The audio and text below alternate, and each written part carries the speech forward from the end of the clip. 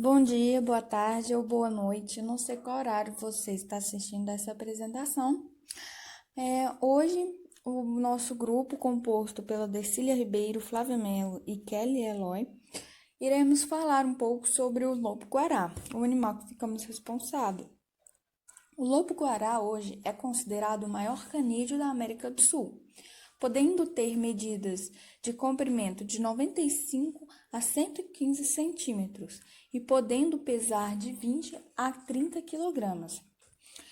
Seu nome teve origem do Tupi-Guarani, onde o guará do lobo-guará significa vermelho, assim fazendo uma referência quanto à sua pelagem. Essa pelagem, no qual é bem característica, pela cor e também por outras características como os pelos pretos da sua crista e patas. Outra característica também são esses pelos brancos no final da sua cauda, no pescoço e nas orelhas. O lobo-guará é diferente dos outros lobos da América do Norte e europeus. Ele não vive em alcateias, não vive em bandos. Ele é um lobo considerado solitário. Ele vive sozinho, a não ser na época de reprodução, onde podem ser encontrados o casal. Esse lobo é muito tímido, né? Pois ele não tem uma proximidade com o homem. Então, ele é inofensivo. Quando não é intimidado, ele é um animal inofensivo. Além do Brasil, o lobo pode ser encontrado em regiões da Argentina, Bolívia, Paraguai, Peru e Uruguai. Ele é um animal típico, né, característico do cerrado. E nesta imagem podemos ver a área de distribuição do cerrado. Porém, vemos também que é uma área muito fragmentada, devido à urbanização, ao crescimento das cidades, né, e também à perda desse habitat pela agricultura e agropecuária. Porém, tipo assim, apesar da ampla distribuição do animal no cerrado, essa espécie ainda está entre as listadas. Este animal ele está listado entre os animais ameaçados de extinção no Brasil. Este fato pode se dar por alguns motivos, como a fragmentação do seu habitat, que faz com que esses animais tenham que deixar o seu refúgio de matas para se alimentar ou reproduzir, tornando-se vítimas de atropelamentos, caçadores, entre outros. Uma citação de Rodrigues faz a maioria das unidades de conservação no Cerrado é pequena e possivelmente não tem área suficiente para manter uma população saudável da espécie. Desta forma, é necessário conhecer a ecologia e comportamento de lobos-guarás nessas pequenas reservas para melhor conservar a espécie. Essa citação de Rodrigues diz respeito aos fragmentos mesmos de cerrado ou de unidades de conservação, como elas são importantes e também como pequenos fragmentos não seria viável para a conservação do animal, porque ele é um animal territorialista, então por uma grande extensão de terra, às vezes teria um baixo número de animais. O cerrado hoje ocupa O cerrado ocuparia cerca de 25% do território nacional e é encontrado em diversos estados, caracterizado por uma estação muito seca e rigorosa, um clima quente por um longo período de tempo do ano. A maioria das árvores deste bioma são de porte pequeno e com troncos retorcidos. Entre elas, crescem arbustos e capins.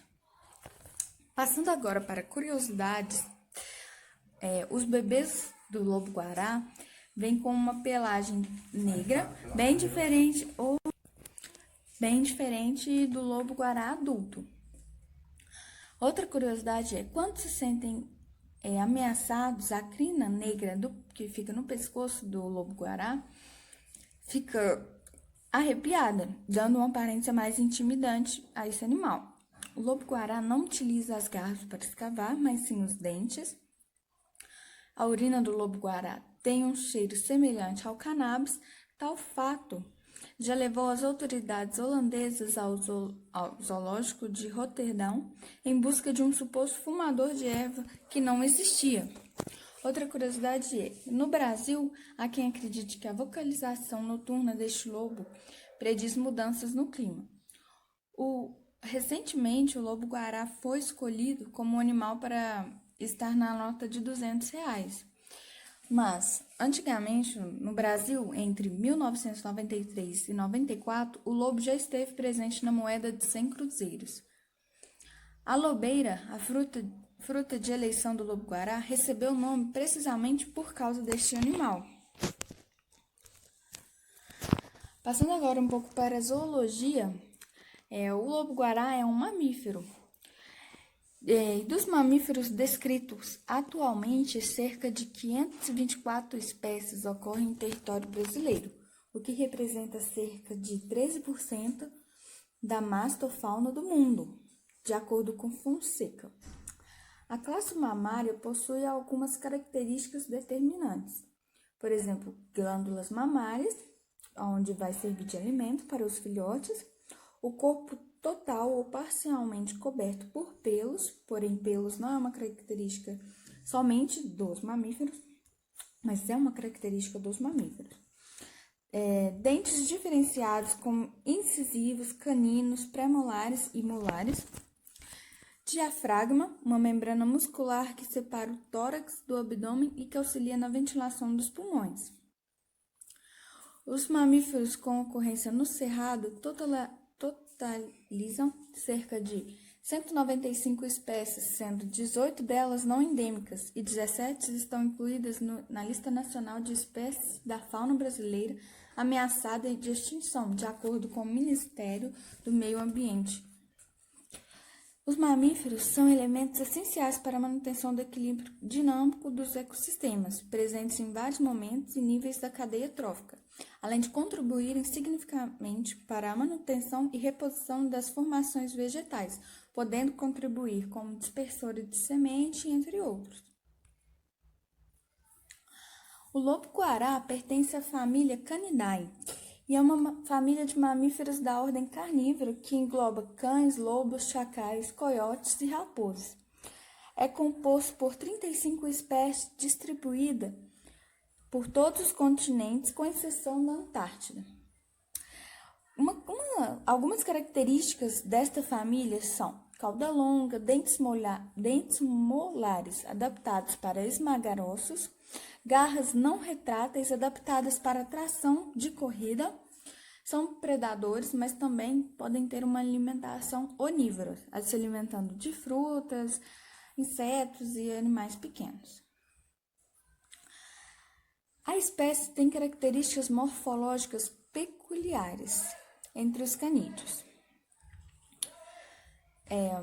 A taxonomia do lobo-guará, deixei aqui essa imagem para a gente saber sobre os nomes comuns, o filo, a classe, a ordem, família e o gênero desse animal. Vamos falar agora sobre distribuição geográfica e as interações do lobo-guará. Começando pela parte de distribuição geográfica, a gente sabe que o lobo-guará é um ícone brasileiro. Então, vamos falar em quais estados ele ocorre, que é o caso do Mato Grosso do Sul, Rondônia, Pará, Tocantins, Maranhão, Piauí, Bahia, Espírito Santo, Rio de Janeiro, São Paulo, Minas Gerais, Paraná, Santa Catarina, Rio Grande do Sul, Goiás e Distrito Federal. Fica evidente que ele está presente na maior parte do território nacional. A gente também pode observar isso dando uma olhada no mapa ao lado, que foi retirado do site do ICMBio. Nele, a gente pode observar destacado em laranja a presença do lobo-guará nesses estados que eu acabei de citar, além de ficar mais fácil a visualização da área de ocorrência. Observando o mapa, é possível perceber que ele está bastante presente na região leste do país. Isso tem ocorrido por causa das constantes situações de desmatamento que essa área tem enfrentado. Então, onde era a porção da Mata Atlântica, o lobo-guará está começando a ocupar. Isso porque, como não vai ter tanta vegetação mais ali presente, ele gosta mais dessas áreas descampadas e livres de campos abertos. A gente está falando do Brasil, mas ele também é encontrado em outros países como a Argentina, Bolívia, Paraguai, Peru, e ele é considerado extinto no Uruguai. Falando agora um pouco sobre a alimentação do animal e as interações dele, primeiro é importante a gente saber que o lobo-guará é um animal onívoro, ou seja, ele consome vegetais também se alimenta de outros animais. Então, um animal onívoro é aquele que é carnívoro e herbívoro ao mesmo tempo. Começando primeiro com a parte carnívora do lobo-guará, ele tem algumas presas na natureza, como é o caso do cateto, do cachorro do mato e do veado campeiro. Então, ele geralmente caça esses animais para se alimentar. Mas vale ressaltar que esse é um exemplo de animais de grande porte e médio que ele consome. Ele tem uma dieta bastante variada. Por que eu quis então mostrar essas presas para vocês e não outras? Em alguns livros a gente vai encontrar que os animais carnívoros têm um grande papel no ecossistema. Isso por eles estarem no topo da cadeia alimentar, se alimentando de animais grandes, que também vão se alimentar de outros e assim sucessivamente. Então, se não fossem esses animais, como o lobo-guará, que tem essas presas, a gente não teria o controle das outras espécies que estão abaixo da cadeia alimentar.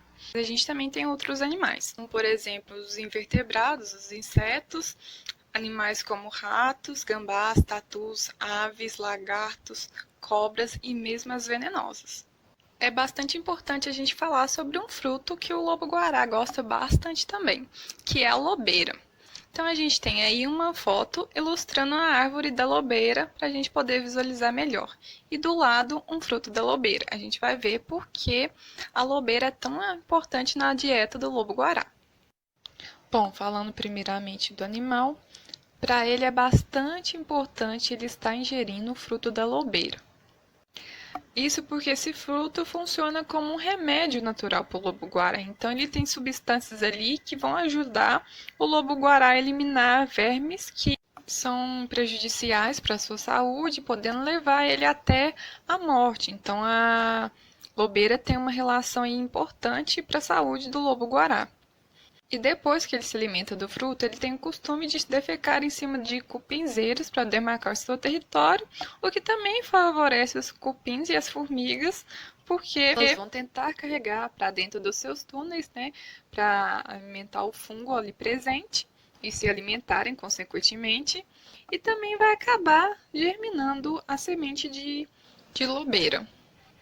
Isso, claro, traz um benefício enorme ao ambiente, né? Porque a lobeira vai começar a atrair outras espécies de animais que, por suas vezes, vão trazer mais sementes que germinam e crescem protegidas pela presença da árvore. Vale a pena a gente ressaltar também que a árvore da lobeira é bastante importante porque ela é uma das primeiras a crescer em solos difíceis, em áreas degradadas. Então, às vezes, vai ser uma alternativa de vegetação que a gente vai ter nesses lugares. Bom, outro papel bastante importante do lobo-guará também é a capacidade dele de dispersar sementes. Então, a gente tem estudos que relatam a importância ecológica do lobo-guará como dispersor de sementes. Ele traz inúmeras vantagens reprodutivas para a planta consumida, principalmente quando o animal dispersou de uma área de vida grande, levando sementes para longe da planta mãe. Então a gente sabe, né, que se o lobo-guará conseguir pegar aquela semente e levar para uma área mais distante, vai ser melhor para a planta, porque vai diminuir principalmente a competição entre recursos como água, nutrientes, espaço, o que é o ideal, que a semente germine longe da planta mãe, para evitar a competição de recursos e ter maior sucesso de vida. O lobo-guará também atua na quebra de dormência da semente de lobeira, que inclusive tem esse nome por conta da atuação do lobo-guará sobre as sementes. O que acontece? A gente sabe que as sementes têm um período que elas vão estar em dormência.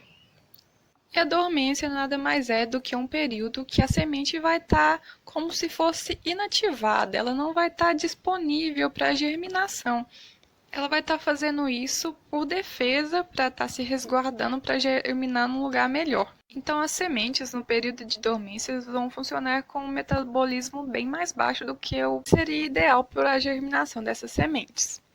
A gente sabe que o trato digestivo do lobo-guará tem algumas substâncias que vão provocar a quebra dessa dormência. Então, as sementes que antes estavam lá inativas, agora vão poder estar germinando pelo fato do lobo-guará ter consumido o fruto da lobeira. Então, a gente pode perceber que não só é benéfico para o animal, também para a planta ser uma relação de mutualismo. Aqui estão minhas referências. A América do Sul, ela possui maior diversidade de canídeos do mundo. Através dos registros fósseis, é possível constituir a origem dos ancestrais. Mas os estudos dos fósseis vai bem além, onde é possível conhecer melhor qualquer espécie, inclusive a do lobo-guará do Cerrado, que também tem seus descendentes. Os registros fósseis, eles demonstram que a família Canidae do lobo-guará, ela desenvolveu-se há milhões de anos, né? Surgiu na América do Norte, foi para a Ásia, para a Europa e se instalou na América do Sul, onde se encontra até hoje. A família Canidae, ela originou no Eoceno, a partir da evolução dos miacídeos, que são pequenos carnívoros. O primeiro ramo evolutivo e o segundo já estão extintos. Mas vamos falar do terceiro ramo evolutivo, que é onde se encontra o lobo-guará. Ele possui porte de membros e modos de vida distinto, como o lobo da tundra, o cão selvagem africano. Nos ramos evolutivos de amarelo, temos a raposa, depois o lobo selvagem, que também conhecemos como lobo cinzento, que foi classificado como subespécie do cão doméstico, sendo assim bem próximo do lobo-guará. Temos o lobo-guará e depois o cachorro-vinagre. Temos, então, a proximidade do lobo-guará do Cerrado, com o lobo cinzento, que possui parentesco com o nosso cão doméstico, evidenciando essa proximidade com o cão doméstico.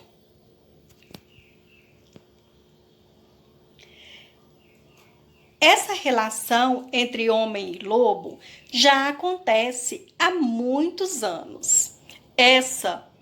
A proximidade para o lobo se alimentar de restos de alimentos do homem. Essa foto demonstra evidências concretas da aproximação do homem com o lobo há 12 mil anos. Essa relação tem contribuído para domesticar o lobo e torná-lo menos feroz, como tem se ocorrido com o lobo-guará do Cerrado, que se aproxima das cidades por falta de alimentação. Vale ressaltar que mesmo que o homem queira domesticar o lobo-guará, ele não consegue, pois ele apresenta suas próprias características. Até Darwin ficou intrigado. Em viagens então ao Brasil, Darwin ele resolveu ir até as Ilhas Malvinas, que é próximo à Argentina. Chegando lá, ele deparou com uma espécie que hoje já está extinta. Ele ficou curioso como esse mamífero foi parar nessa ilha, que é tão distante. Então, hoje, depois que se passou bastante tempo, se sabe que se trata da espécie Dusicyon australis, que, através de estudos, comprovou-se que se tratava ser parentesco do lobo-guará. Esse exemplar é do Museu de História Natural, né, de Leiden. E quando foi feito esse estudo, como já se estava extinto essa espécie, eles acabaram que fazendo o estudo para comprovar o parentesco com o lobo-guará com uma espécie de um museu. E assim comprovou, né, que se trata de aproximação, né, se trata de um primo do lobo-guará. Sempre temos curiosidades da família Canidae no permafrost siberiano, né? Que é uma região com baixas temperaturas. Lá se consegue preservar toda a característica da espécie. Então, esse bebê, ele permaneceu congelado lá no permafrost por 18 mil anos e ele ainda está em estudo. Não se sabe se é um lobo ou um cão. Os cientistas ainda estão desvendando, né, esse mistério. Essa cabeça de lobo também foi achada perfeitamente preservada no permafrost. Então, os cientistas sempre encontram lá esses animais e, através dos estudos, eles tentam desvendar a origem e os seus ancestrais.